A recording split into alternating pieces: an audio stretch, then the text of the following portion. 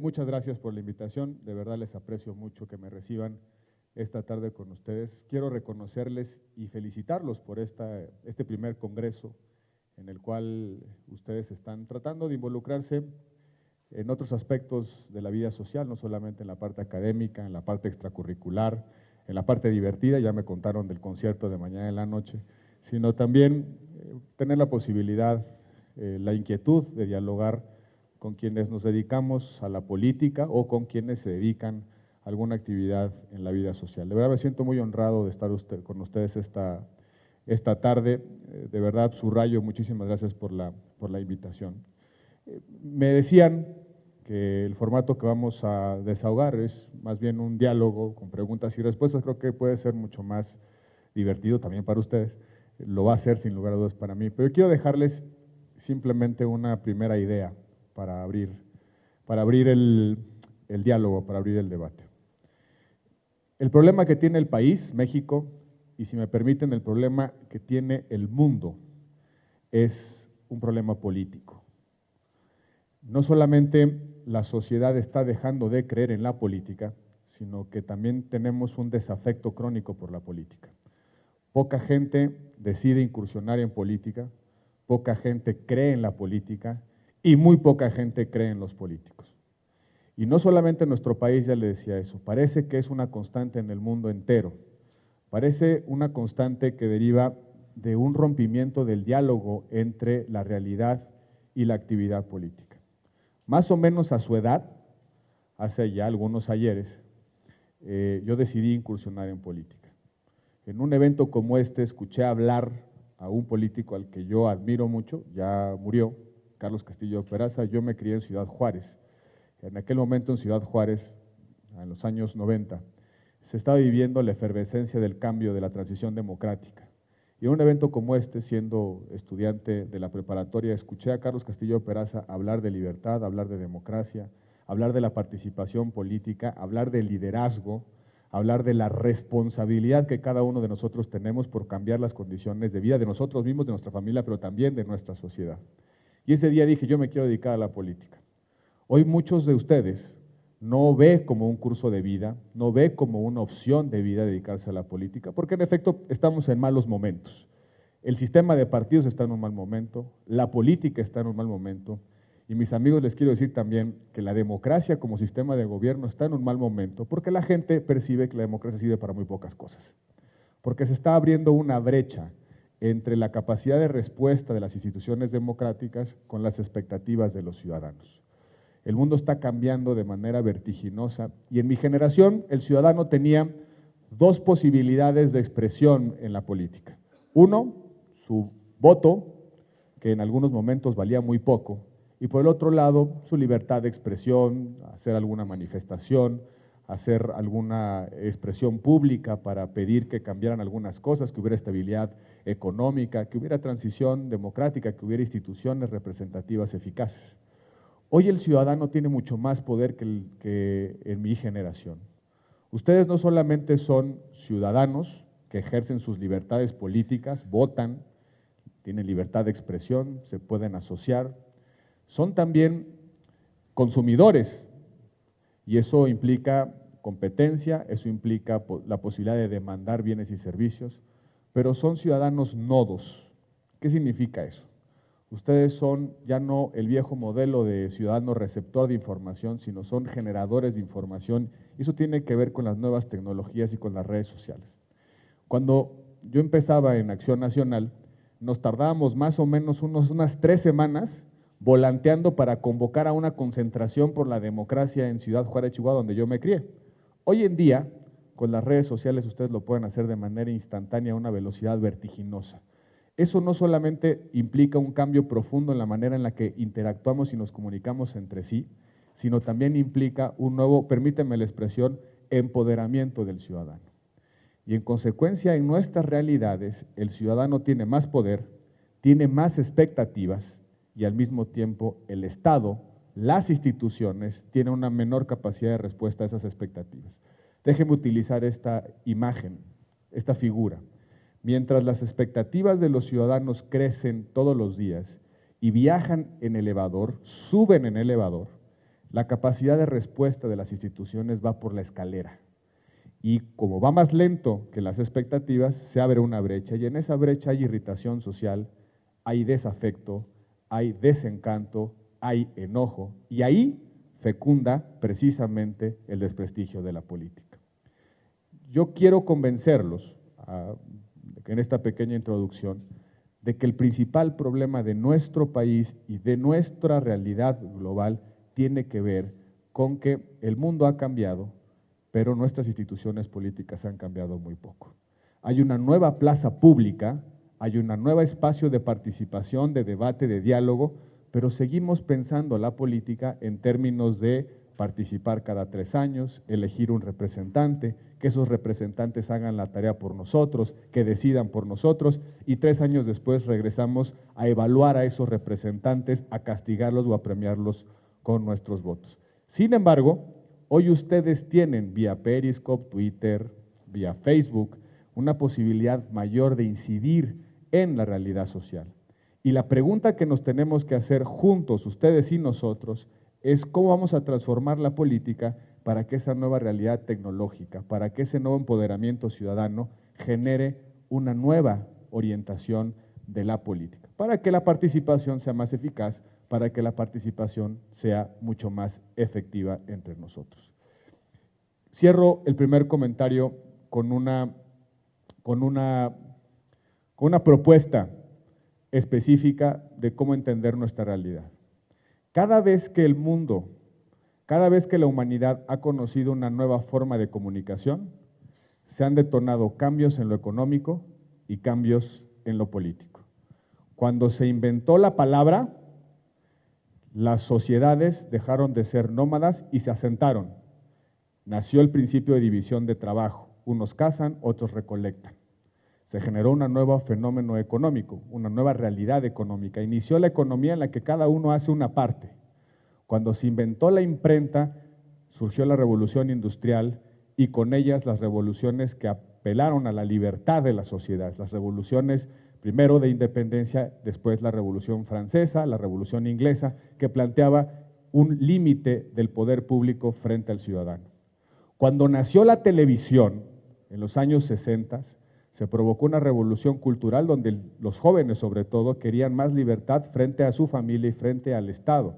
La economía se masificó, nos volvimos consumidores de bienes y servicios muy intensos, y también la política se transformó en sus sistemas de persuasión. Recordarán ustedes aquel primer debate presidencial entre Nixon y Kennedy, cuando una imagen sudorosa de Nixon provocó su derrota y el triunfo de Kennedy. Cambió la manera en la que interactuamos y con ella la forma de la economía y también la forma de la política. Pues hoy en día asistimos a un cambio en la forma que nos comunicamos. Redes sociales, nuevas tecnologías. Y la pregunta que todavía no logramos responder es hacia dónde se mueve el mundo de la economía y hacia dónde se va a mover el mundo de la política. Quizá a mi generación no le toque ver eso, quizá a su generación le toque ver eso, pero sobre todo a ustedes les va a tocar administrar ese cambio económico y el cambio político. Porque hoy, si me permiten, la economía ya no está centrada en el capital o en el trabajo físico. Hoy hay una cosa que se llama Uber, que no es propietario de un solo taxi, pero es la empresa más grande de servicio público de taxis en el mundo. No tiene un solo empleado, no tiene un solo bien. Es literal una innovación tecnológica, una herramienta colaborativa, un software que alguien inventó y que ha generado una dinámica económica totalmente distinta e insospechada en el pasado reciente. Y en la política las nuevas tecnologías generan una nueva forma de interacción entre los que nos dedicamos a la política, las instituciones y los ciudadanos. Hoy con un simple dispositivo celular, un ministro de gobierno puede caer de la noche a la mañana porque provoca la respuesta o la reacción de la sociedad. Hoy en día podríamos votar en tiempo real alguna decisión de manera plebiscitaria, como un referéndum, sin movernos de nuestra casa. Hoy podemos establecer un diálogo diferente, un debate político diferente. ¿Cómo vamos a construir las instituciones económicas y políticas? Es el principal problema, la principal cuestión que tenemos que resolver como sociedad. El mundo está cambiando a una velocidad vertiginosa. Los precios están bajando, las alternativas energéticas se están dando todos los días. Hace 5 años, obtener un mapa genético de una persona costaba $43,000, hoy cuesta escasos $2,000, $1,600, la posibilidad de reconocer la estructura genética de una persona. Las potencialidades de la tecnología y la forma en que la tecnología y las nuevas formas de comunicación van a cambiar nuestro mundo están a la vuelta de la esquina, y eso provoca muchas incertidumbres, muchos temores y sobre todo espacios muy importantes de decisión colectiva. Dejo esta primera reflexión para que entremos al diálogo, pero sobre todo resaltando, invitándoles a que asumamos que la política no es una cuestión únicamente de los que nos dedicamos por profesión a eso, sino también la posibilidad que tienen ustedes de cambiar su entorno. Muchas gracias por sus palabras. Senador, yo quisiera comenzar este diálogo preguntándole, dado que muchos de nosotros estamos interesados en el servicio público o en una carrera política, ¿en qué momento y cuáles fueron sus motivaciones para decidir apostarle a la política, dado que usted mismo deja en claro que tal vez no es el mejor momento? Y sería una triple pregunta, esa en primer lugar. En siguiente lugar, ¿por qué el PAN? Y por último, ¿qué figuras, qué personas estuvieron detrás, motivándole y también inspirándolo a tomar esta decisión? Alguien decía que la política es una vocación, pero como cualquier vocación no surge de la noche a la mañana, no aparece por arte de magia, no se come con un pan o se toma con un vaso de leche, se va formando a partir de ciertas experiencias. Miren, yo me crié en Ciudad Juárez, en una época profundamente complicada de la vida colectiva. Después se complicó aún más con el fenómeno del crimen organizado, pero en aquella época, en un sistema autoritario, un sistema sin libertades, sin democracia, en un momento en el cual había una expansión de la economía fronteriza por la instalación de la maquiladora y empezó a crecer la conciencia social. Cuando yo tenía aproximadamente 6 o 7 años, un poquito más, en una elección en la que un partido de oposición, en este caso el PAN, podía ganar la elección municipal de Ciudad Juárez. Mi familia hizo o participó, mis padres, en una concentración cívica por la democracia. Estábamos buscando o estaban buscando aquella generación un cambio político pacífico. El gobernador del estado en ese entonces ordenó que el ejército bloqueara esa manifestación, cargó el ejército contra esa manifestación, hubo algunas mujeres y algunos niños salieron golpeados. Ahí yo tengo muy grabada esa imagen porque no entendía lo que estaba pasando, pero sí escuchaba de alguna manera que lo que estábamos haciendo nosotros era una causa justa y lo que estaban haciendo ellos era una causa injusta. Pero que tampoco podía generar eso una motivación o un sentido de enojo, de agravio, de ira frente a otros, sino una solución de cambio. Pasaron muchos años, se ganó esa elección, no se reconoció ese triunfo, después vinieron otros momentos y de alguna manera por el propio contexto de la realidad en la que yo vivía, de alguna manera había un cierto impulso para tomar esa vocación o para palpar esa vocación. No, ninguno de mis padres, ni abuelos, ni tíos se ha dedicado a la política, no tengo un padrino, no tengo a nadie que se haya dedicado por fortuna a la política, de verdad no tengo abuelos ni nada de cosas, mis papás se dedicaron a cosas de provecho,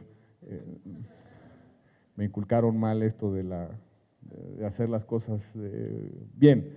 No, fue prácticamente eso. En esa época, en la universidad, en la preparatoria sobre todo, los chavos en ese momento, la verdad estamos muy involucrados en lo que estaba pasando en nuestro entorno.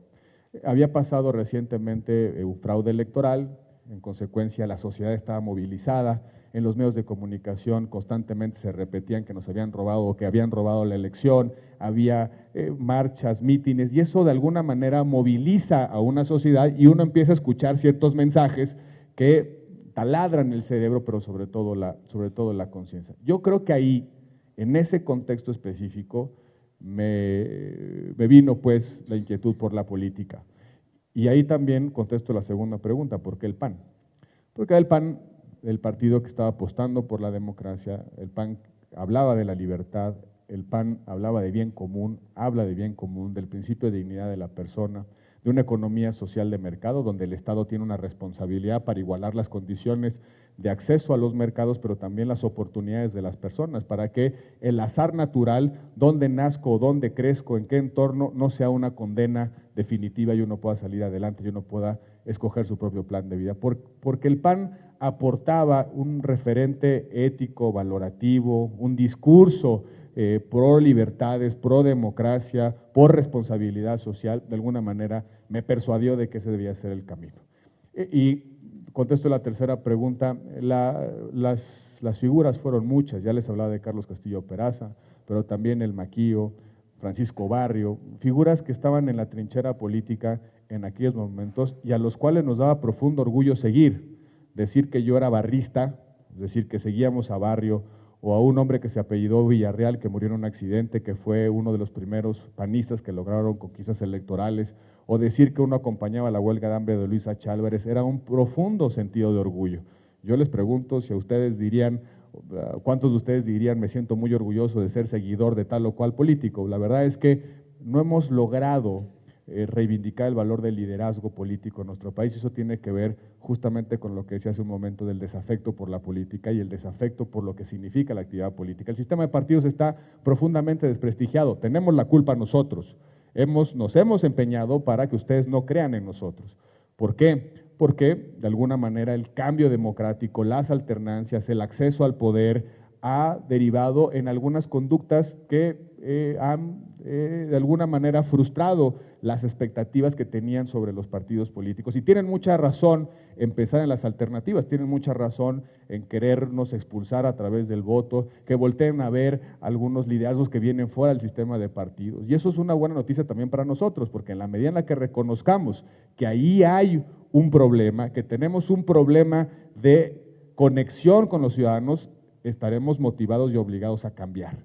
Y el sistema de partidos debe cambiar por sobrevivencia, más allá por quererlo.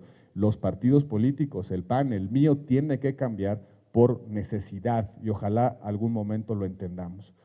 Porque, miren, no quiero ser anticlimático, porque sé que muchos de ustedes les parece o están muy motivados por la posibilidad de las candidaturas independientes o los mecanismos de participación fuera del sistema de partidos. No conozco democracia alguna funcional que no tenga partidos fuertes. No conozco democracia eficaz en el mundo que no pase por el sistema de responsabilidad que implican los partidos políticos. La posibilidad de participar por ahí, de generar anclajes ideológicos. No hay democracia que funcione, por lo menos no existe todavía, o por lo menos yo no la he visto, que pueda prescindir de los partidos políticos. Al contrario, las democracias exitosas y vigorosas tienen un sistema de partidos fuerte. Y ahorita, si me permiten, en algún momento quiero plantearles lo que veo venir en términos de la configuración política en nuestro país, porque las cosas van a poner peor. Porque si no hacemos algo, es muy probable que en nuestro sistema político empiece a encender la flama de los movimientos antipolíticos, antisistemas, y déjeme decirlo con toda claridad, un discurso que bajo la lógica justiciera, bajo la lógica de endulzar el oído de la irritación social, termina por rupturas institucionales, déjame decirlo con toda claridad para provocarlos, que manda al diablo a las instituciones. Y cuando se manda al diablo a las instituciones, quienes perdemos somos los ciudadanos y lo que se sacrifica son las libertades. Antes que nada, pues reiterarle el agradecimiento por venir, ¿no? Y yo quisiera preguntarle un poco acerca del tema de las candidaturas independientes, ahora que salió el tema y de las alternativas. Hoy en la mañana tuvimos aquí a Pedro Ferriz de CON, ¿no? Y estuvo platicando el tema. Y a mí me pareció muy interesante porque él platicaba no de esta postura como de López Obrador de mandar al diablo a las instituciones, sino de darle un descanso a las instituciones de alguna manera para que estas instituciones puedan resurgir de alguna manera en un futuro y de esta manera pues podamos progresar de una manera mucho más sólida que de la manera en la que se está actuando a veces en algunas instituciones. Entonces, yo quisiera preguntarle a usted directamente, ¿qué piensa de las candidaturas independientes y por qué no considerarlas como alternativas? Sobre todo si ya que hemos tenido tantos problemas políticos, a lo mejor entre tanto López Obradorismo y demás, ¿cuáles son las alternativas que podemos buscar si no son esta participación? Porque si bien los partidos políticos incluyen a la ciudadanía, las candidaturas independientes de alguna manera sirven para involucrar al ciudadano en las mismas candidaturas. Entonces yo quiero preguntarle pues eso, ¿qué piensa y cuál es la alternativa que usted plantea? Las candidaturas independientes son instituciones democráticas, no son invenciones marcianas, son instituciones, formas de participación política, diferentes a la participación vía el sistema de partidos, derecho humano, todo significa instituciones. 1. 2. El problema con el argumento de las candidaturas independientes son la posibilidad, la oportunidad de mandar a descansar algunas instituciones para que resurjan. Mi pregunta es, ¿cuáles instituciones se pretenden mandar a descansar? Si lo que se pretende es la renovación del sistema de partidos, estoy de acuerdo. Las candidaturas independientes son acicates al cambio de los sistemas de partidos. Nos meten competencia, nos dicen, si tú no volteas a ver a la sociedad, si no atraes a ese liderazgo social, si no lo dejas entrar a tu partido político, te va a ganar por fuera, te va a ganar el distrito, te va a ganar el municipio, te va a ganar la gubernatura, y eso provoca un incentivo virtuoso, positivo, de los partidos políticos de reencontrarse con la sociedad. Son claramente alternativas a un modelo de participación, y cuando las aprobamos estamos pensando en eso. ¿Qué me preocupa? ¿Qué me preocupa? Que de alguna manera se está instalando en el discurso político del país que son la panacea, por sí mismas. Soy candidato independiente, soy ciudadano de a de veras, soy ciudadano genuino, no soy corrupto, no soy todo lo que significan los partidos políticos, luego entonces yo tengo una varita mágica y lo voy a cambiar todo. No es cierto. No es cierto. Tanto en la vía de participación por el sistema de partidos, como en la vía de participación por las candidaturas independientes, las personas importan, lo que piensan importa y los mecanismos de responsabilidad de esas personas importan. Yo creo que lo que está pasando en las democracias contemporáneas es que nos tenemos que fijar más en las personas y menos en las estructuras partidarias. ¿Por qué los partidos políticos ya no son los grandes movilizadores políticos electorales que antes sí lo eran? Porque si ustedes se fijan, ya no hay grandes diferencias ideológicas en los partidos políticos. En la segunda mitad del siglo XX, en la plenitud de la Guerra Fría, cuando al sistema capitalista y democrático se oponía el sistema socialista y autoritario, pues ahí había alternativas claramente diferenciadas y el ciudadano estaba bajo una tensión ideológica donde escogías blanco o escogías negro, frío o caliente. Pero de alguna manera la historia ha ido evolucionando y se han desdibujado esas tensiones ideológicas. Es muy difícil que ustedes establezcan diferencias ideológicas entre los tres principales partidos en nuestro país. Dígame cuál es la gran diferencia ideológica. Todos decimos que comulgamos con el mercado, todos comulgamos con la democracia política, todos apostamos por la representación política, todos creemos en el Estado de Derecho, todos creemos en la apertura de mercados. Yo no veo, tenemos diferencias en algunos problemas o cuestiones éticas, el principio de la vida, en fin, pero las grandes diferencias ideológicas se están desdibujando no solamente en México, sino en el mundo. Díganme cuál es la gran diferencia entre los republicanos y los demócratas, salvo en este momento que ya surgió una nueva tensión ideológica que tiene más de oportunismo político que de posición de fondo. O lo que pasa en algunos países. Miren, no sé si han escuchado hablar de aquella frase de Fukuyama del fin de la historia, de que ya no hay esta guerra ideológica entre polos opuestos. Bueno, como ya no son grandes movilizadores los partidos políticos, importan más las personas. A mí lo que me preocupa es que el solo hecho de presentarse como un ciudadano independiente sea visto, sugerido como la solución per se, y que genere una suerte de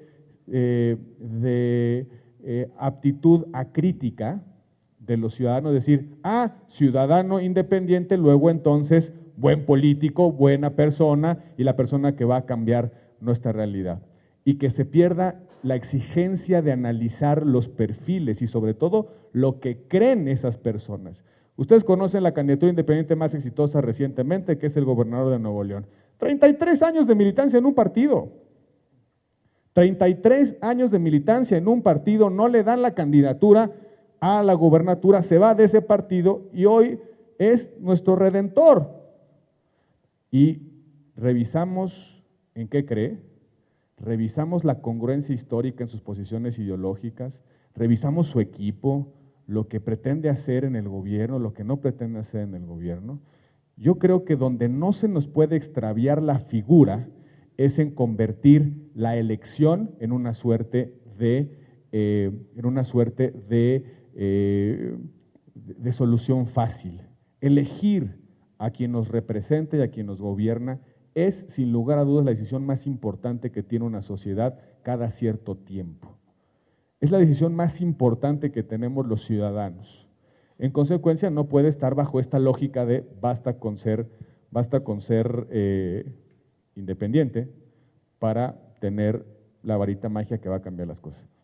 No sé si ustedes han escuchado esta idea de ciudadanos versus políticos, ¿no? Ciudadanos buenos, políticos malos.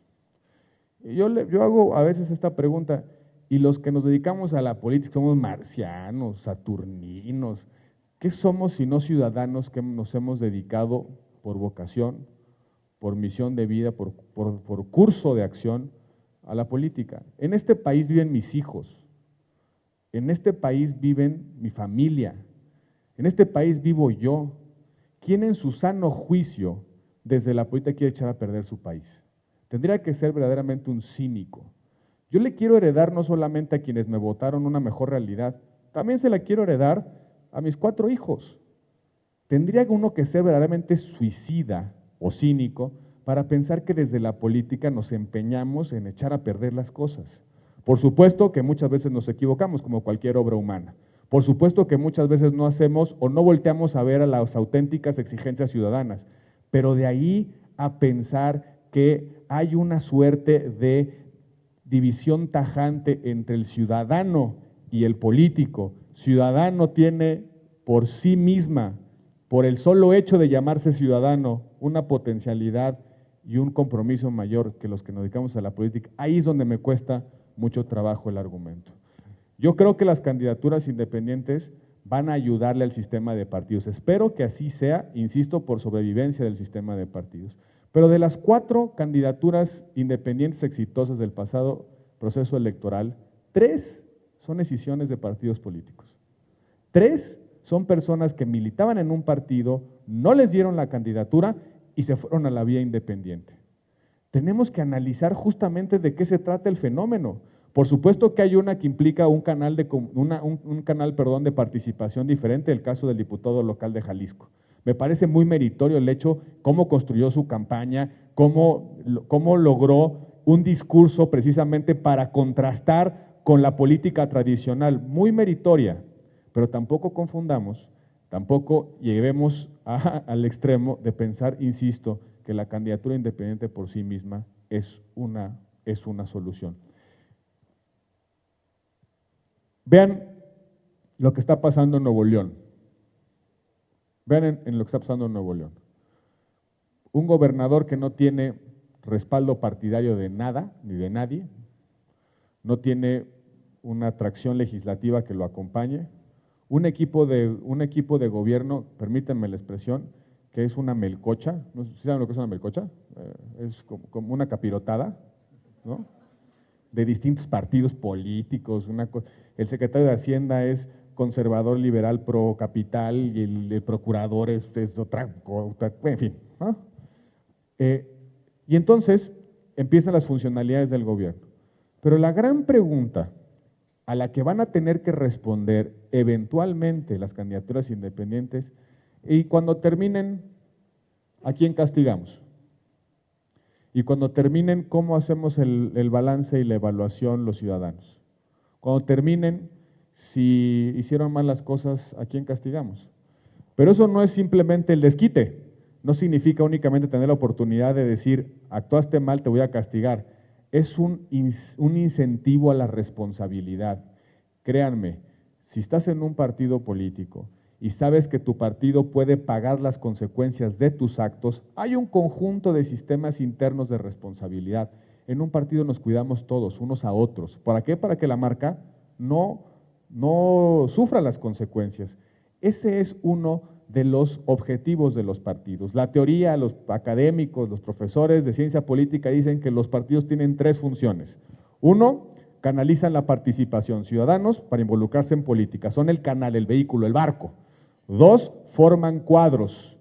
Pero tres, generan sistemas de responsabilidad. El partido se queda, el gobernante se va, el partido paga las consecuencias y el partido cuida al que fue electo por sus siglas. Eso tiene valor en democracia, porque la democracia, más allá de un sistema que permite elegir a los mejores, quizá desde una lógica ideal así es, la democracia es el mejor sistema del mundo conocido hasta ahora, por una razón, porque permite corregir los errores a un menor costo social. Donde no hay democracia, cuando hay que corregir errores, vamos a la violencia, a la ruptura institucional, al conflicto político. La democracia permite corregir errores cada 3 o cada 6 años, precisamente porque hay una dinámica institucional y un conjunto de sistemas de responsabilidad que interactúan entre sí, ¿no?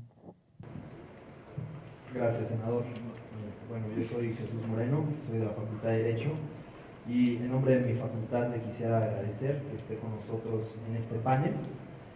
Sabemos que la situación entre estudiantes y gobierno está fracturada y eso nos queda claro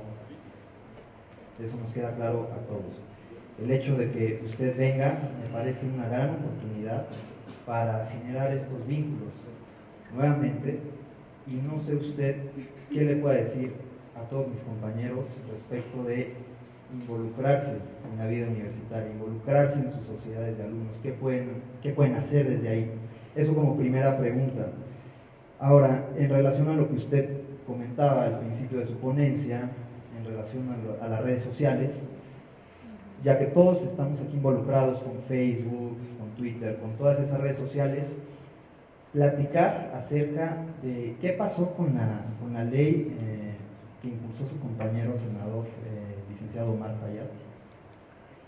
¿En dónde raya esa libertad de expresión con las redes sociales?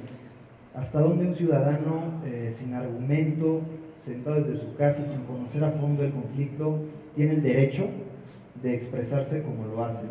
Muchas veces copiar y pegar, ¿no? Perfiles de políticos destacados.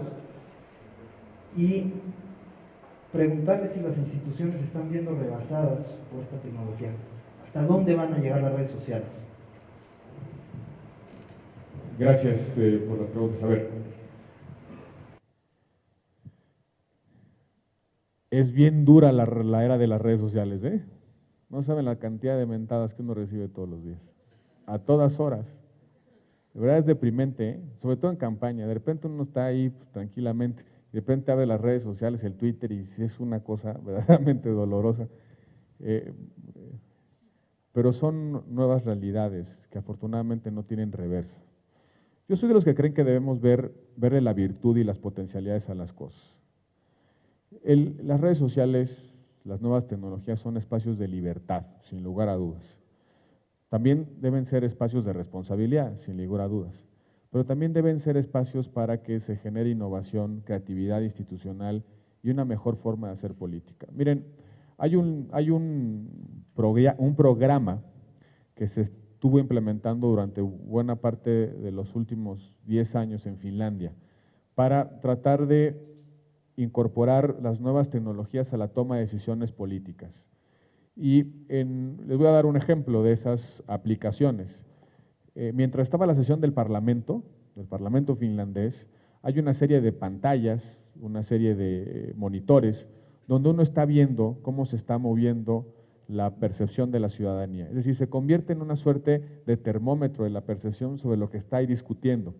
No solamente es valioso el ejercicio porque permite al político, al representante, ver qué está pensando el ciudadano, sino también es un buen pretexto para que el ciudadano se involucre en la política. Me preguntabas qué decirles a ustedes, muy sencillo, la política es algo mucho más serio como para dejárselo a los políticos.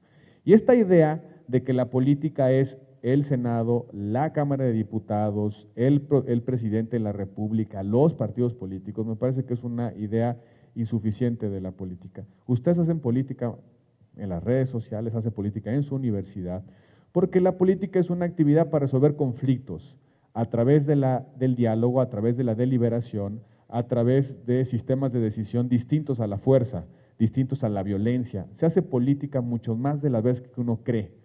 Déjenme ponerles un ejemplo. Hace algunos años llevé a mi hijo a festejar su cumpleaños a Six Flags, y después al terminar de Six Flags, todos cansados, y ya saben cómo son las cosas, les preguntaba, oigan, ¿qué quieren cenar? Uno dijo pizza, el otro dijo hamburguesa, otro hot dogs, otro quería quesadillas, otro quería su mamá. Cada quien tenía sus preferencias. Cada quien tenía sus preferencias. Empezaron a discutir entre ellos, empezaron a decir mejor hamburguesas porque mira, vamos a McDonald's, porque mira que Burger King, mejor vamos a la pizza, tal. Empezaron a discutir y a alguno de ellos se le ocurrió decir, bueno, vamos a votar. ¿Por qué a alguien se le ocurrió decir vamos a votar? Para ponerle fin a la discusión y no fuera eterna y tomar una decisión y poder cenar. Eso es la política. Personas que pensamos diferente, que nos agregamos, que vivimos juntos, que tenemos que resolver una serie de problemas, que sacrificamos la posibilidad de resolver ese problema a partir de la fuerza, que utilizamos el diálogo y le ponemos límite a ese diálogo a través de un sistema de decisión, a través de la regla de la mayoría, de los procesos electorales, de las votaciones en el Parlamento, de las votaciones en un referéndum, en un plebiscito. Eso es la política. Y desafortunadamente hay un divorcio absoluto entre esas dinámicas sociales donde resolvemos todos los días conflictos con lo que entendemos como política. En consecuencia se hace una suerte de dos mundos totalmente separados. La vida en la sociedad y la vida de los políticos. A mí me da mucho orgullo decir que soy político. Digo, pues faltaría más, ¿no? Me da mucho orgullo decirlo. Me da mucho orgullo decir que me dedico profesionalmente a la política de tiempo completo. Me gusta lo que hago.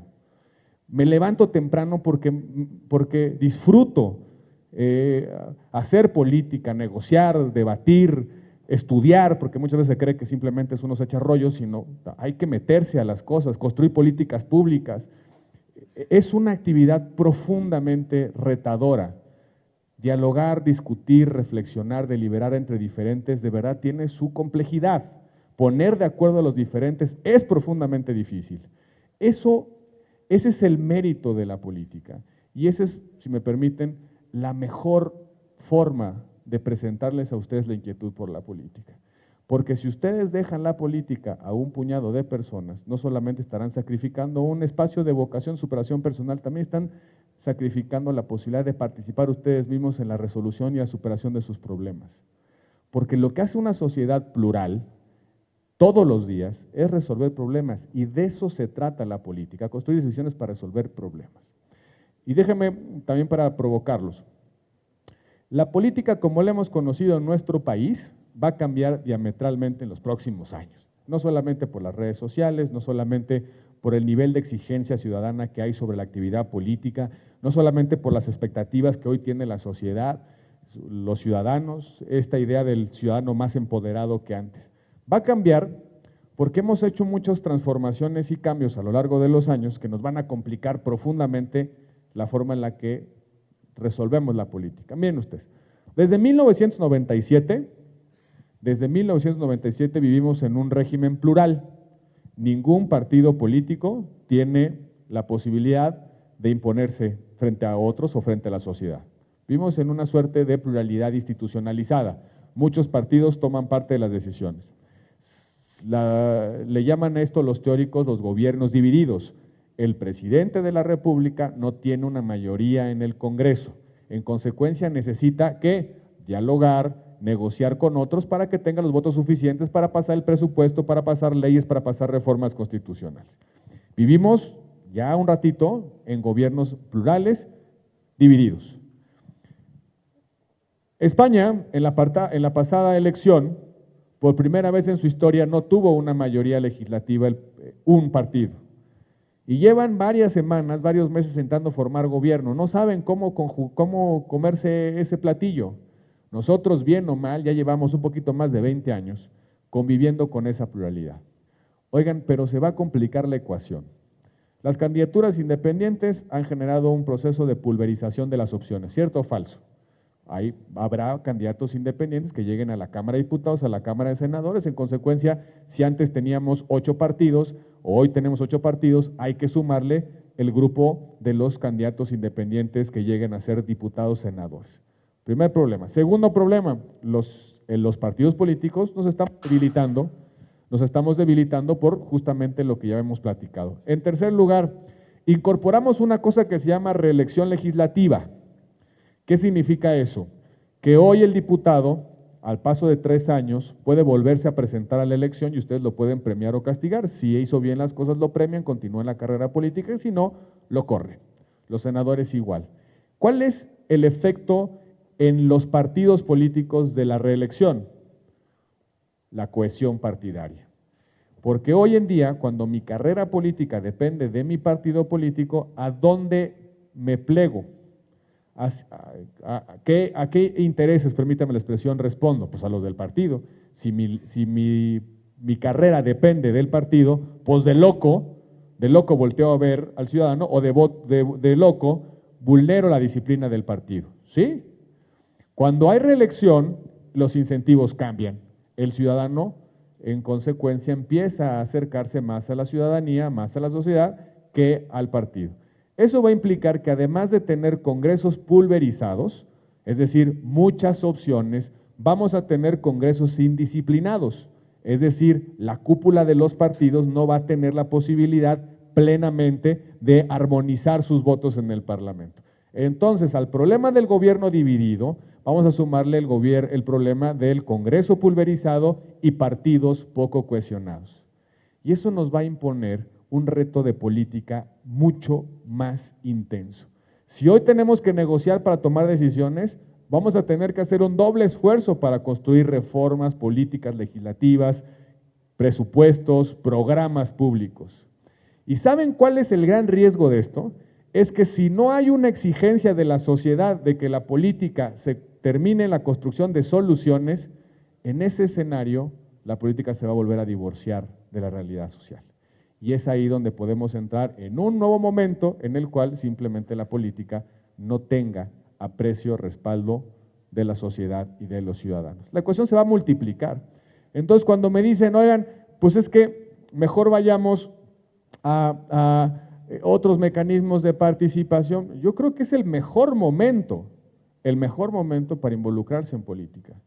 Miren, yo me metí al PAN, ya les decía que no tengo ningún pariente de ningún partido, ni nada. Yo llegué al PAN, literal, un día a una oficina y dije, me quiero afiliar. Me dio mi hojita de afiliación, en el PAN tenemos que tomar un curso, lo tomé, me aprendí de memoria, me aprendí la guía de estudio, la guía del examen. Luego fui a tocar la puerta a la Cámara de Diputados porque quería trabajar de pasante y no me pagaban nada. Estudiaba y trabajaba, después fui teniendo oportunidades y bien o mal, pues aquí estoy, ¿no? Bien o mal. Sí se puede. Y sí se puede llegar a tocar la puerta a la política y hacer algo. Y todo va a depender de ustedes, ¿eh? Y eso es lo que les quiero dejar como mensaje. Si hay esta idea de que para tener éxito o futuro en la política requiere uno un padrino, un conecte, déjeme decirle que por experiencia propia que no es cierto. O por lo menos hay algunas excepciones. Sean ustedes excepciones si creen que es regla. Conviertan ustedes una regla de mérito la actividad en la política. Yo creo que sí se puede. Y ¿saben qué? Los chavos, ustedes tienen un enorme poder el día de hoy. Ustedes van a decidir la elección del 18. Ustedes, su generación. La tasa de votación de los primovotantes, los que cumplen 18 en la elección, es altísima. Los que van a votar por primera vez, los que van a estrenar su credencial de elector, sí van a votar, ¿eh? Luego después empieza a bajar esa tasa, es decir, ya dicen, flojera, ¿no? Mejor me voy al cine y demás. Pero los primeros votantes, los jóvenes que van entre 18 y 45, no es cierto, entre 18 y 25 son votantes muy movilizados por la experiencia. Y son movilizados, y es un voto muy genuino, es el voto más crítico, más reflexivo. Los que vamos creciendo nos vamos desapegando de la política y sustituimos la participación por las ocupaciones, y los mayores, conforme van creciendo, se van envejeciendo, se van convirtiendo más en clientes cautivos de una sola idea, y es una idea fija. Ustedes van a decidir la elección del 2018. La política estudiantil puede pasar por eso, por elegir ser factor de decisión en el 2018. Ustedes pueden poner condiciones a los nuevos candidatos. ¿Cuál es la agenda de los jóvenes? ¿Cuáles son las necesidades de ustedes? ¿Me van a decir educación y empleo así en abstracto? Deporte, la posibilidad de tener una vivienda, una tarjeta de crédito, la posibilidad de formar una familia. ¿Cuál es la agenda de los jóvenes? Y ¿saben qué? El elector que decide una elección define la agenda. Pero para eso hay que hacer política, hay que movilizarse, hay que exigir, hay que reclamar, hay que discutir, hay que invitar a que demos cuentas, hay que invitar a que dialoguemos, hay que preguntar, hay que hacer política, para decirlo en pocas palabras.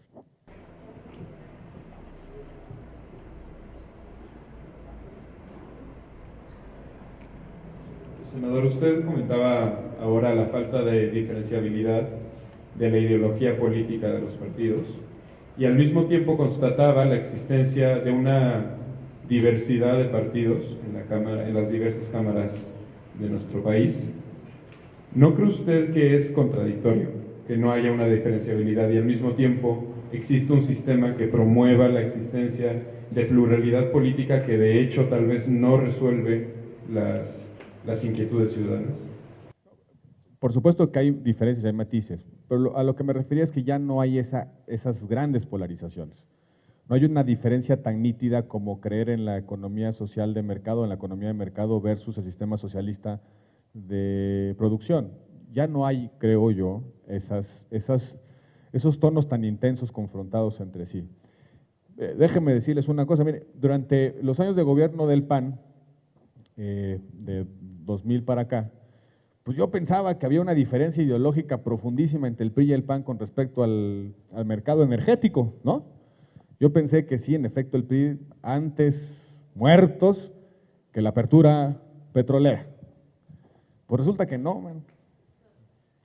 Pues resulta que no, llega el presidente Peña, plantea en el Pacto por México la reforma energética, y me sorprendió profundamente que pensaran muy cercano a nosotros, ¿no? Es decir, iniciativa privada complementaria en el sector energético, sustitutos a las energías a base de carbón, en fin, todo lo que nosotros veníamos diciendo desde hace 50 años, de repente había una coincidencia con el PRI. Con el PRD es otra cosa, aunque debo decirles que también hay una base en la izquierda mexicana que está más cercana a esas posiciones que lo que se cree a veces, ¿no? Y hay otra parte de la izquierda mexicana que sí de plano, pues no coincide en nada, ¿no? Pero miren, sí hay un consenso básico de país en tres cosas, que son, por cierto, la base de la prosperidad de muchas naciones y también son la base de la prosperidad mexicana: economía de mercado, democracia política, Estado de Derecho y responsabilidad social del Estado frente a los más desaventajados. Son las tres cosas que han funcionado en el mundo entero, que generan una serie de instituciones y que también están funcionando en nuestro país. Nunca antes en el mundo se había generado tanta riqueza. El problema es que estas tres instituciones, tal y como las conocemos, no han logrado resolver de fondo los nuevos problemas. ¿Cuáles son los nuevos problemas? Yo diría que son dos. En primer lugar, la desigualdad. Y la desigualdad no me refiero en términos de ingreso, no solamente en términos de ingresos. Si vemos la desigualdad en términos patrimoniales, estamos equivocando la ecuación. Es un problema todavía más profundo y mayor. Es desigualdad de acceso a bienes y servicios públicos, acceso a derechos, discriminación, exclusión social y no solamente una precariedad patrimonial. Es el principal problema que tiene el mundo entero. Pocas manos concentran la mayor parte de la riqueza. Toda esa riqueza que se ha generado en el siglo XX, nunca antes la humanidad había tenido un periodo de generación mayor de riqueza. El problema es que no hemos logrado construir las instituciones que la repartan efectivamente. Y esta serie de instituciones que creamos para que el Estado redistribuyera la riqueza a través, por ejemplo, de los programas sociales, del acceso a la salud pública o bien de la educación pública, no están funcionando del todo. ¿Por qué? Porque se sigue concentrando la riqueza en pocas manos y siguen habiendo muy pocos que tienen acceso a derechos, bienes y servicios públicos. El reto institucional del siglo XXI es la desigualdad. Y el segundo, sí tenemos un problema de Estado de Derecho. Tenemos un problema de instituciones para la gobernabilidad y para la política. Miren, el Estado actual, el Estado-nación, tiene una instancia supranacional, un conjunto de instituciones supranacionales donde se toman un conjunto de decisiones que le afectan al Estado-nación. Hoy, el Banco de México puede tomar algunas decisiones para paliar lo que implica la globalidad económica, pero no puede por sí mismo resolver un problema económico, tiene que interactuar en un conjunto institucional mucho mayor. Hay nexos de causalidad, causas y efectos que no dependen del Estado-nación, que no dependen de nosotros, que no dependen de las autoridades que elegimos. Hay problemas muy grandotes que se gestionan desde instancias muy grandotas. Pero por el otro lado, la autoridad más chiquita, la autoridad local, la más próxima al ciudadano, no puede enfrentar problemas como, por ejemplo, la trata de personas, el narcotráfico, el narcomenudeo, la economía informal. Es decir, es una autoridad absolutamente ineficaz por capacidades para gestionar esos conflictos. ¿Qué pasa en eso? Si yo sufro de un problema y nadie lo puede resolver, ni el municipio, ni el Estado, ni la Federación, ni siquiera el concierto internacional, ¿qué pasa con el ciudadano? Se llena de incertidumbres. Es un ciudadano lleno de incertidumbres. ¿Por qué? Porque vive una realidad que no puede predecir y mucho menos controlar. Son los dos grandes problemas actuales del mundo, desigualdad y la nueva gobernabilidad, que implica, yo creo, volver a acercar a la gestión de los conflictos a una autoridad que tenga posibilidad y capacidad de respuesta frente a los desafíos de todos los días. Miren, en México, cuando estamos discutiendo por ahí el tema del mando único, y yo he llegado a la conclusión, de verdad, que lo que está absolutamente dislocado en nuestro país es la idea y el concepto de autoridad. Porque hemos creado un modelo prácticamente de vacío de autoridad. La sociedad no tiene formas de gestión de los conflictos. Le voy a hacer una pregunta. ¿Qué pasa si su vecino le tira la basura en el pórtico de su casa? ¿Qué hacen? ¿A quién le llaman? Si le llaman al policía, pues corren el riesgo de que los extorsionen, corren el riesgo de que no venga, que les diga, arréglese con su vecino. No hay autoridad ahí, ¿no? ¿Qué hacemos? Y de verdad, lean ustedes la encuesta o el estudio de justicia cotidiana del CIDE y se van a dar cuenta cómo el problema de justicia cotidiana o de resolución de conflictos es un problema verdaderamente serio en nuestro país. ¿Qué hace el vecino al cual le tiraron la basura en el pórtico de su casa? Va y se la tira. ¿Se desquita o no? Bueno, pues el vecino que tiró en primera instancia la basura va y le rompe el vidrio. Se enoja. ¿Y qué hace? Le rompe la cerca. ¿Y qué hace ese? Pues se desquita. Le rompe la puerta de la casa. Y ese conflicto termina en un pleito físico o incluso en un asesinato. Pequeño problema se convierte en gran problema. ¿Por qué? Porque no hay una autoridad que lo arbitre. Y les puedo poner cualquier cantidad de ejemplos. Yo sufro todos los meses, hago unos corajes, verdaderamente unos corajes, porque le tengo que dar una lana al recolector de basura, al camión de la basura, que por cierto no pasa por la esquina de mi casa, no pasa por la puerta de mi casa a recoger la basura, sino que hay que llevarla a 2 esquinas. Y ahí está, literal, el camión de la basura, con todos los que tripulan el camión de la basura, y solo te reciben la basura si pagaste la cuota mensual. y si no la pagaste, no te recogen la basura. Y yo cuando me mudé a donde hoy vivimos, donde tienen su casa, pues yo muy digno dije, no les voy a pagar nada. A la semana mi esposa me estaba diciendo, a ver, ¿no? Y bueno, en esa semana levanté el teléfono, le metí quejas, denuncias, no hubo poder humano que obligara a que levantaran la basura. Un problema de vacío de autoridad y de precariedad en la prestación de los servicios públicos. El último caso, el city manager de la Miguel Hidalgo, que su instrumento látigo de autoridad sea el Periscope, denota muchos de los problemas de nuestra convivencia. Que la autoridad tenga que evidenciar y hacer escarnio del ciudadano para que alguien lo pele, es muy emblemático de nuestra realidad. Hay una crisis en nuestro país del concepto de autoridad. Desde el policía que está en la calle, la verdad, somos bastante groserones con los policías, ¿no? Le discutimos, eso sí, cuando pasamos la frontera al policía americano, señor, como que dígame usted, ¿no? ¿Por qué? ¿Por qué? ¿Es un problema cultural? Yo creo que sí. Sí, pero también es un problema de incentivos. Si en este país vulnerar a la autoridad, desobedecer a la autoridad y violar la ley tiene consecuencias, nuestros incentivos cambian y los patrones culturales también. Es lo que pasa con la corrupción. Aquel que diga que la corrupción que vive en nuestro país es consecuencia de que nos conquistaron los españoles en lugar de los alemanes, tiene una mala concepción del problema de corrupción. No, el problema de la corrupción no tiene que ver con una suerte de ADN, de resorte cultural, no está cifrado en nuestros antecedentes aztecas, no, es un problema de incentivos o desincentivos. Es decir, que cuando alguien viola la ley, comete un error, acepta un soborno o promueve un soborno, hay consecuencias. Los estados de derecho se basan justamente en incentivos. ¿Incentivos a qué? A respetar la ley. Y cuando hay un entorno de aplicación constante y eficaz de la ley, sí cambian los hábitos culturales. Aquí sí importa el huevo y luego la gallina, o mejor dicho, la gallina y luego el huevo. Y la primera condición para que una sociedad aprenda a vivir con civilidad y que aprenda a vivir en el marco de la ley es justamente con incentivos correctos para sembrar hábitos y disposiciones cívicas.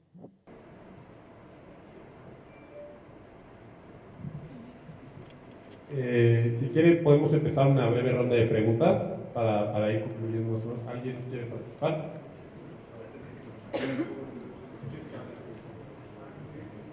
Buenas noches, José Quintana, estudio Derecho.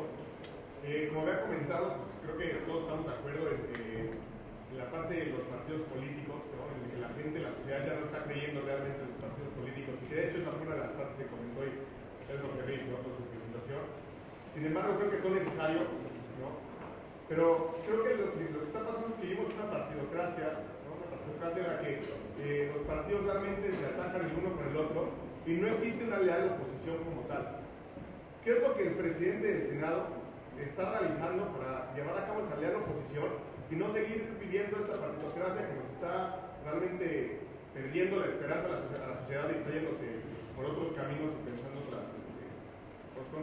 la solución está por otra parte? Personalmente, ¿qué es lo que el presidente del Senado está trabajando por esa leal oposición? Yo creo que nunca antes un gobierno había tenido mejor oposición que este.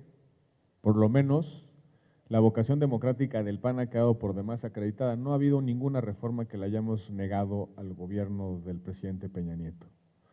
Nosotros les propusimos la energética, la de telecomunicaciones, la política, distintas reformas cuando fuimos gobierno, y no nos las dieron.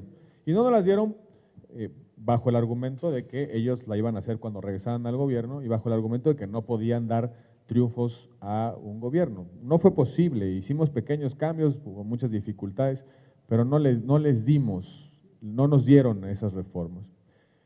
No quiero dejarlo como un problema de solamente responsabilidad política de la que entonces era la oposición, sino también puede haber un error de estrategia, de operación política por parte nuestra. Pero lo que sí ha quedado claro es la disposición de Acción Nacional en sacar adelante las reformas estructurales. No hubo ninguna que no le hubiéramos votado, salvo la reforma fiscal, que qué bueno que no se la votamos porque es una muy mala idea.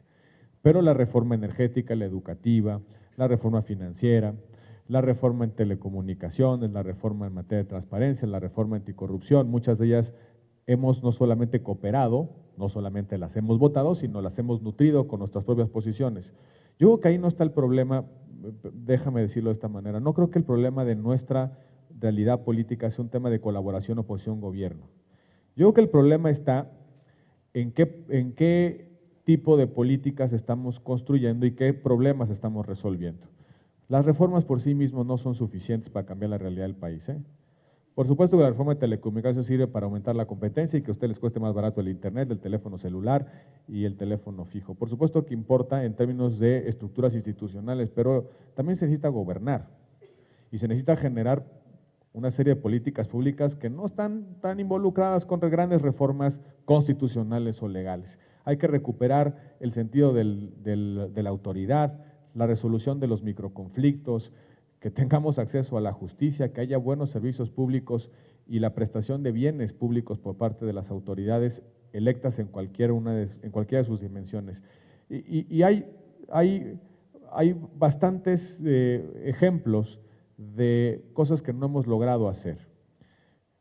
Seguramente ustedes han escuchado la discusión sobre la deuda de los estados y los municipios. Bueno, lo que hayan escuchado es poca cosa, ¿eh? Es un problema muy, muy serio. Las universidades públicas están quebradas, los municipios y los estados están quebrados.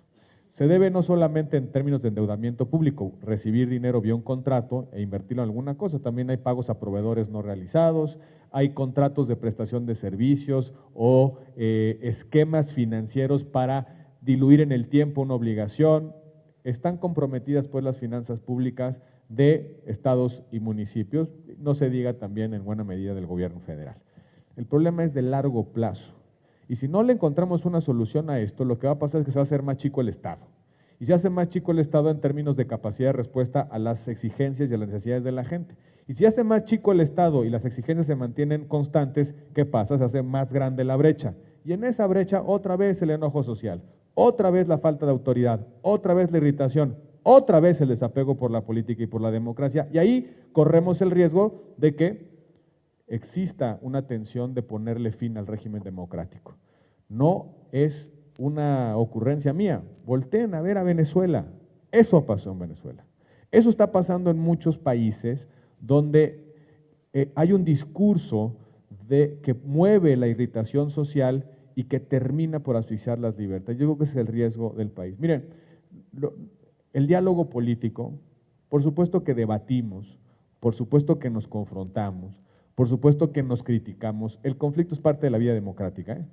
Porque del conflicto también surgen soluciones. El debate, la dialéctica, como decían los clásicos, alumbra soluciones, alumbra la síntesis de dos posiciones contrapuestas. No es malo la confrontación, no es malo el debate. Lo que sí es malo es la parálisis.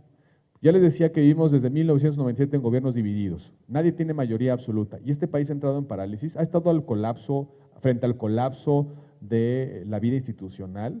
Estamos como en Venezuela, por ejemplo, donde reiteradamente el presidente desobedece las decisiones de la asamblea mayoritariamente controlada por la oposición. Yo creo que no. En buena medida nuestra vida democrática con alternancias sucesivas, con una pluralidad institucionalizada, nos ha generado una suerte de códigos, de aprendizajes para vivir en esa pluralidad. El presidente de la República tiene la colaboración del Congreso, por lo menos de mi partido, cuando es una buena idea. Cuando no, pues no, porque nosotros representamos posiciones. No vamos a avalar malas ideas u ocurrencias que lleven al despeñadero al país. Sí vamos a...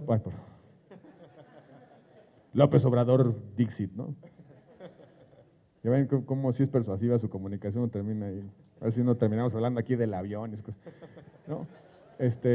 Bueno, pero yo creo que es un Congreso responsable y partidos de oposición responsables, a lo mejor no todas, pero sí hay responsabilidad en el Congreso.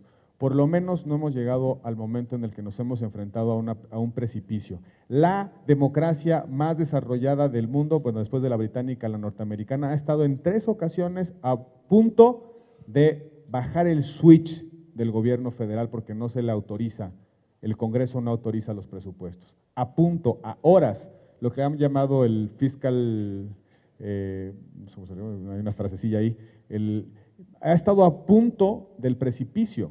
Es decir, de que la administración completa, que el gobierno federal tenga que bajar el switch porque el Congreso no le autorizó los presupuestos.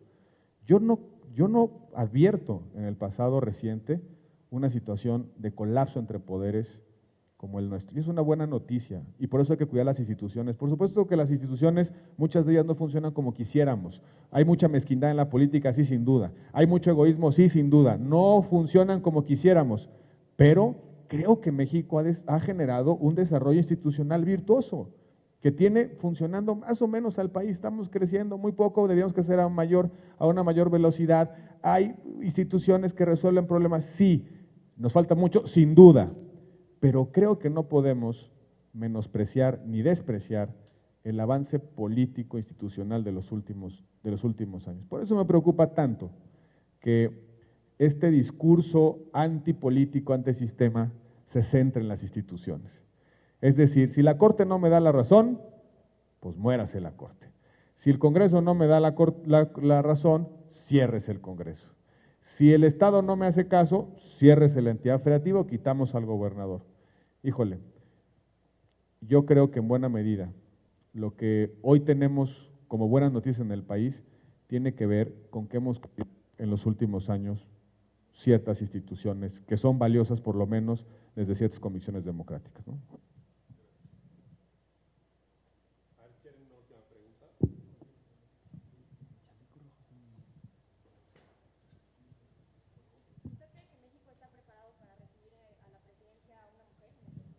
Pero por supuesto, fui coordinador de campaña de una candidatura presidencial de una mujer, no solo estoy convencido de que, miren, esta idea de que una sociedad debe estar preparada, la verdad es que yo no la entiendo, como uno se prepara, hace unos sentadillas, lagartijas, que nos preparamos mentalmente para poder obedecer a una mujer. Yo no le entiendo a ese argumento.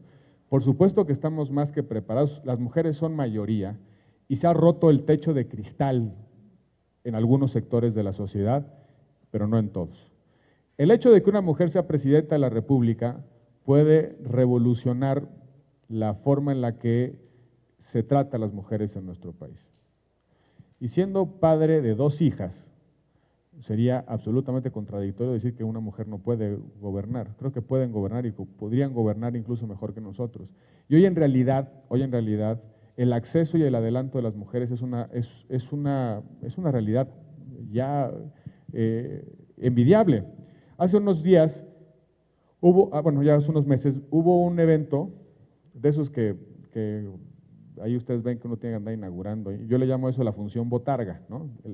El presidente del Senado tiene esta función de andar como el Mickey Mouse en Disneylandia, ¿no? Ahí saludando. Hubo un evento internacional de parlamentarias mujeres y me tocó dirigir ahí un mensaje y luego contestar algunas preguntas. Cuando dijimos que la Cámara de Diputados tiene el 46% de su integración de mujeres, no daban crédito parlamentos como el alemán, como el sueco, ya ni se diga de otros continentes. Por supuesto que México ha hecho constantes avances en esa materia. Ya tuvimos una primera candidata a la presidencia mujer en mi partido, ha habido otras. Josefina fue la primera candidata mujer con posibilidades reales de ganar, en razón del partido que la postulaba. Desafortunadamente no se logró éxito en esa aventura, pero yo logré ver en esa campaña que la sociedad está más que preparada para que una mujer acceda a la mayor de las magistraturas políticas del país. Por cierto, quiero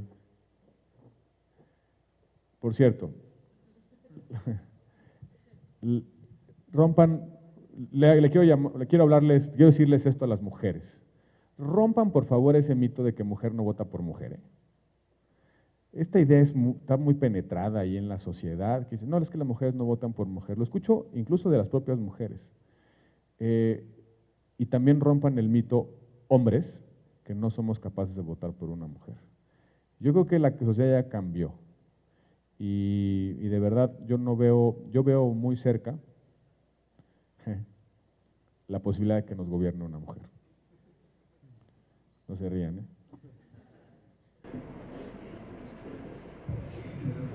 Sí, bueno, en la facultad tenemos un grupo de liderazgo en administración pública, que son nuestros compañeros que vienen con el chaleco rojo. No sé si alguno de ustedes tenga, sí, ya la última, exactamente, la última pregunta de la noche. Senador, le reitero el agradecimiento por venir a darnos la plática. Y bueno, quería retomar el ejemplo de mi compañero de la ley de Omar Fayad. Es una ley que es muy fácil de corromper y así como esa, actualmente hay muchas leyes aprobadas que son fáciles de corromper. Entonces, mi pregunta es, ¿usted no cree que lejos de hacer que la gente vaya por un camino recto con esas leyes, esto favorece la corrupción? Ya que, bueno, tenemos en México el problema de que hay un gran abuso de autoridad en algunos casos, y el hecho de que las leyes se puedan romper tan fácilmente facilita a este tipo de personas que puedan cometer este acto de corrupción. Esa es mi pregunta. Esa ley literal terminó quemada, si no mal recuerdo. Fue tal la reacción en redes sociales que a mi compañero Fayad no le quedó otra más que echarse para atrás. ¿Saben cuál es una de las tentaciones de la política? La tentación de regularlo todo, de hacer presente al Estado en todo. Y hemos sacrificado muchos espacios de libertad. Yo soy de los que creen que entre más libertad haya, es mejor para una sociedad. En mi partido pensamos que debe haber tanta sociedad, tanta libertad como sea posible y tanto Estado como sea necesario. Y yo creo que hay ciertas dinámicas sociales que debiéramos dejar al libre flujo, a la libertad plena. Miren, les voy a dar un ejemplo de malas ideas regulatorias. Malas ideas regulatorias. El debate público o el debate político. En 2007-2008 hicimos una reforma electoral en la cual los partidos nos quedamos con los spots. Dijimos, en tiempos electorales nos quedamos con 48 minutos de los tiempos de las televisiones y pasamos nuestras spotizas. No solamente eso, dijimos, también vamos a regular que otros no participen. Nadie puede comprar promocionales en radio y televisión más que los que tenemos derecho a usar los partidos políticos. Y luego dijimos, y no se vale calumniar y no se vale injuriar. Y luego dijimos, y los medios de comunicación tampoco pueden organizar debates porque violan el principio de equidad. Y luego dijimos que si te dan una entrevista, un medio de comunicación, se puede presumir que te regalaron ese espacio y en consecuencia que se altera la equidad en la competencia. Y luego dijimos que solamente los debates regulados, es decir, los debates que organiza el INE, esos debates aburridísimos donde están todos ¿cómo se llama? En close-up, hablándose a sí mismos, ¿no? Sin la posibilidad de cruzar un solo argumento, son la única modalidad de debate en nuestro país. ¿Saben qué ha pasado con ese modelo? Que ha asfixiado la deliberación, el debate y la posibilidad de que los ciudadanos puedan detectar, analizar, examinar qué hay detrás de cada candidato y de cada partido.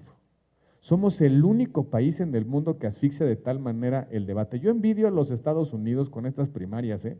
Yo además que envidio que se van a echar más de un año en procesos de selección de candidatos primero y luego en una campaña donde hay la posibilidad de un debate prácticamente a la semana, donde ya sabemos qué piensa Trump, ya sabemos lo que piensa Sanders, ya sabemos lo que piensa Clinton, ya sabemos de qué pie cojea cada uno.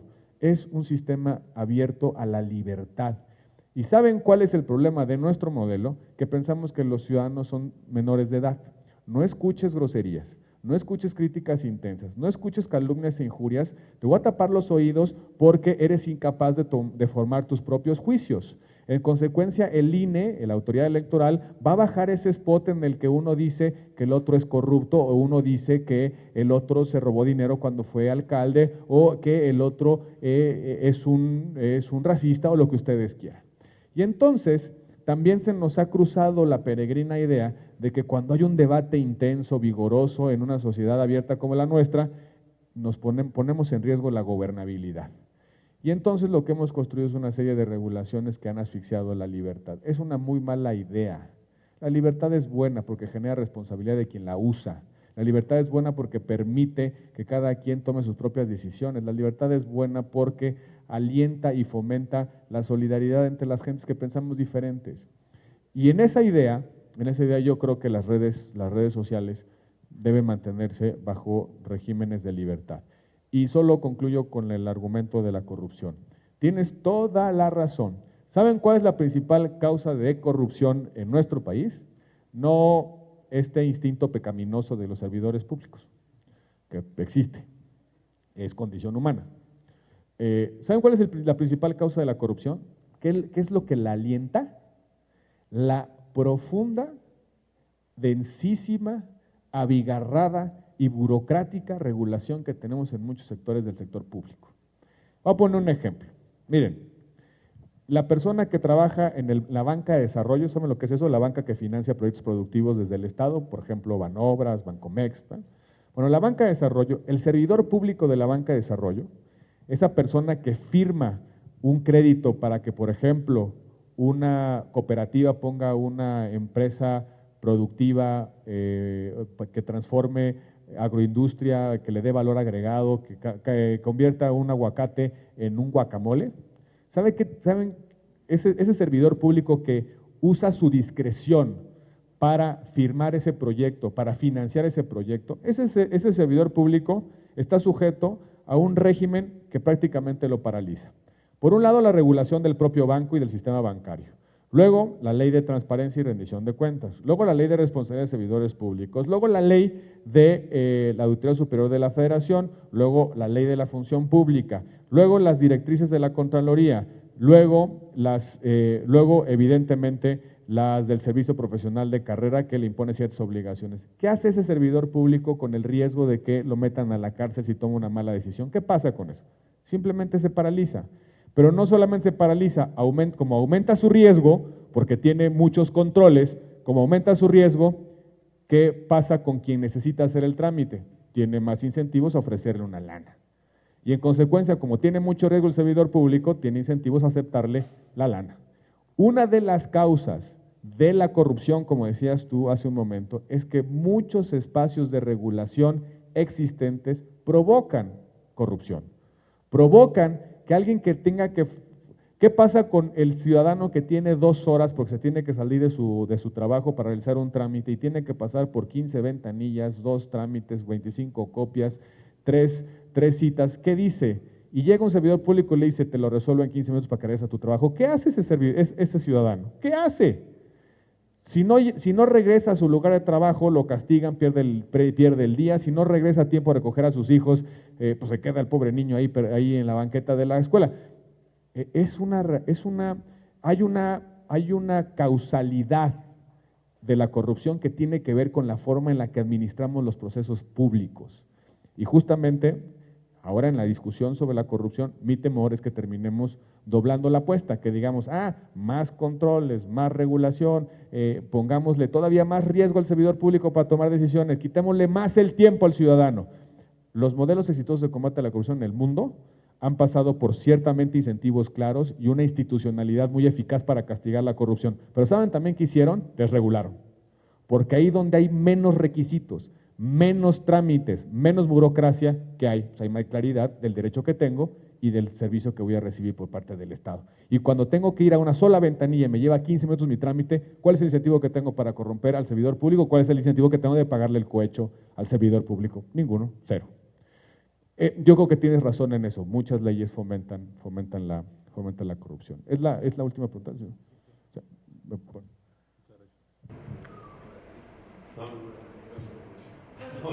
Pues queremos agradecerle al senador su participación en este foro, su respuesta y sobre todo su atención hacia nosotros, porque la verdad es muy significativo y sobre todo en este primer congreso recibir su apoyo y recibir pues un mensaje de inspiración como el que nos da usted a través de su carrera y su corta carrera y que ha sido muy destacada. Es decir, usted tiene 37 años, ha tenido puestos que 38 y ha tenido puestos que pues a lo mejor algunos funcionarios públicos no han tenido en toda su vida, ¿no? Entonces, felicitarlo, agradecerlo y también quisiéramos entregarle un reconocimiento de parte de la Federación de Sociedades de Alumnos. Un fuerte aplauso para él, por favor.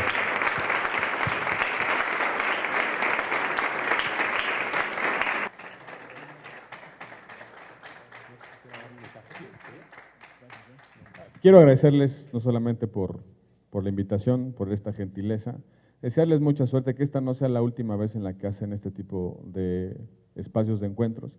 Ya me voy a callar porque estamos perdiendo quórum como en el Senado. Entonces ya los voy a dejar en paz, espero no haberlos cansado mucho y que voy a saber si los cansé o no, si me vuelven a invitar. Entonces, en un año, estaré todo un año en ascuas de ver cómo me fue en este ejercicio. Pero de verdad, felicitarlos por el ejercicio, felicitarlos por el entusiasmo, por las inquietudes, no las pierdan, no las pierdan. No me lo tomen a mal ni que parezca una verborrea o un rollo.